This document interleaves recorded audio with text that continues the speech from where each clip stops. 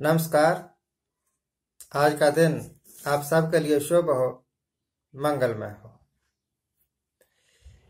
आप सवेरे उठ के नहाने धोने के बाद चाय तो पीते होंगे।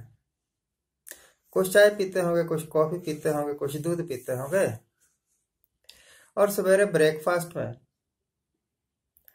नाश्ते में कुछ ना कुछ खाते होंगे। ब्रेड खाते होंगे, उसके ऊपर मक्खन लगा के। टोस्ट खाते होंगे, बिस्किट वगैरह खाते होंगे, या भाई देसी सिस्टम कर लो, परोठा खाते हैं। परोठे के साथ दही वगैरह भी लेते होंगे। फिर कॉफी पीते होंगे, चाय पीते होंगे। ये सब करते आपने एक बात नोट की होगी कि चाय, कॉफी, परोठा, बिस्किट, टोस्ट, डबल रोटी, बटर, इन सब को बनाने में किसी टाटा, किसी बिरला का हाथ नहीं है। किसी बहुत बड़ी इंडस्ट्री में यह सामान नहीं बनता। यह प्रोडक्ट बनाता है किसान। किसान का काम क्या है? उत्पादन करना, अनाज का उत्पादन करना, जिससे आपकी डबल रोटी, ब्रेड बनती है, केक बनता है, बिस्किट बनता है, और बहुत सारे पदार्थ बनते हैं ना अनाज से। आप दूध पीते हैं, चाय पीते हैं। चाय किसान पैदा कर रहा है, कॉफी किसान पैदा कर रहा है। इसमें आप चीनी डालते हैं तो चीनी गन्ने से बनती है, तो गन्ना किसान पैदा कर रहा है। तो किसान की हालत कर्जे में दबा हुआ है। कई किसान आत्महत्या कर लेते हैं क्योंकि कर्जा वापस नहीं कर सकते, और बैंकों की रिकवरी पर रिकवरी आती, बैंक वाले आके डराते हैं। एक तो तस्वीर ये है हमारी,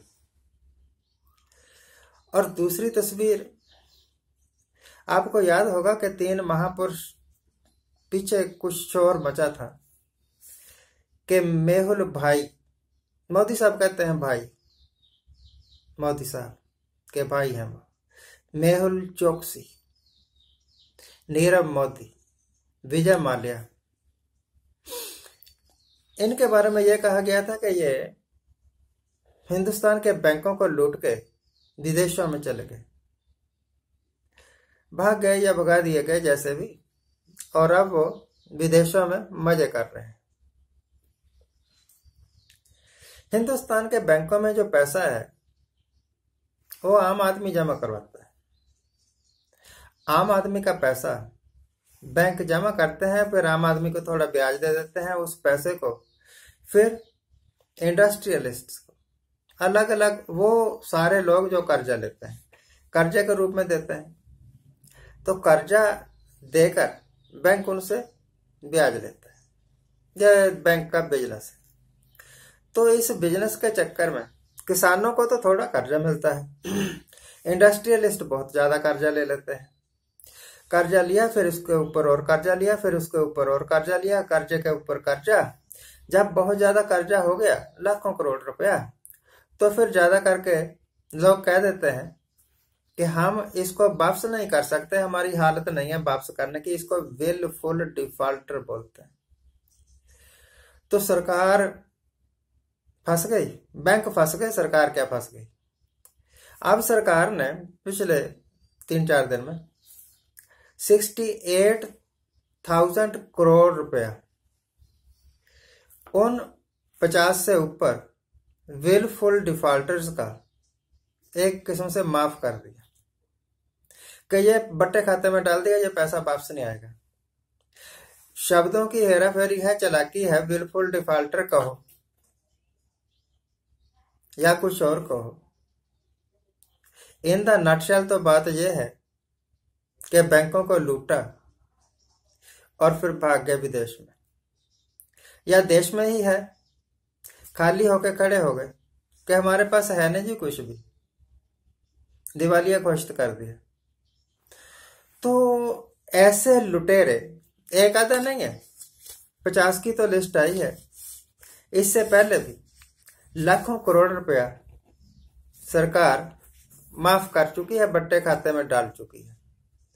सरकार से एक सवाल पूछता हूं मैं कि क्या सरकार इन इंडस्ट्रियलिस्ट का, इन विलफुल डिफॉल्टर्स का पैसा ही माफ कर सकती है या किसान का पैसा भी माफ करती है? वो किसान जो आपको चाय देता है, चीनी देता है, दूध देता है, आप जो कुछ भी सारे दिन में खाते हैं, आप नोट तो नहीं ना खाते, सोने के बिस्कुट तो नहीं ना खाते, खाते तो अनाज ही है, धरती से पैदा हुआ ही चीज खाते हैं। और ये सब कुछ पैदा करता है किसान। सारा कुछ किसान दे रहा है आपके खाने पीने के लिए। उसकी हालत पतली, इतना मजबूर हो जाता है कि आत्महत्या कर लेता है। और ये लाखों करोड़ रुपया ठगने वाले सेठ सरकार की आंखों के सामने भाग जाते हैं, सरकार कुछ नहीं करती। तो क्या कहूं कि ये किसान विरोधी सरकार है और भगोड़े सेठों की मददगार सरकार है। सरकार के पास इतनी मशीनरी, अगर सरकार चाहे तो इनसे पैसा वसूल कर सकती है ना, इनकी जायदादें कुर्ब कर सकती, इनकी प्रॉपर्टीज अटैच करके बेच सकती। क्यों नहीं बेचती? यह सरकार अब देखिए, अब कोरोना का शोर इतना मचाया हुआ है। यह शोर क्यों नहीं मचाया कि वो सारे लोग जो बैंक के डिफॉल्टर हैं और थे इंडस्ट्रियलिस्ट, उन सब की प्रॉपर्टी कुर्क की जाएगी। कभी किसी गवर्नमेंट ने यह कहा है? और केंद्र सरकार, जब केंद्र सरकार ने यह कह दिया कि यह वापस नहीं आएगा, पैसा बट्टे खाते में डाल दिया, तो सरकार का क्या गया? पैसा तो पब्लिक का था। सरकार कौन होती है पब्लिक के पैसे को इस तरह बट्टे खाते में डालने की?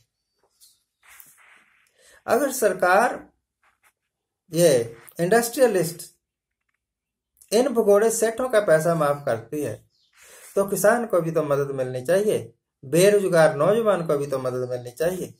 इनको क्यों नहीं देती मदद? हिंदुस्तान एक बहुत बड़ा मुल्क है आबादी के लिहाज से। 135 करोड़ लोग इस यहां रहते हैं हिंदुस्तान में, और 135 करोड़ में से रोज लोग बीमार भी होते होंगे, रोज लोग मरते भी होते हैं। गूगल पर खोल के मैंने देखा तो पता लगा कि 24 घंटे में 2800 लोग मर जाते हैं, या तो ड्रग्स के कारण, तंबाकू वगैरह खाने के कारण, शराब वगैरह पीने के कारण, या फिर रोड एक्सीडेंट्स में।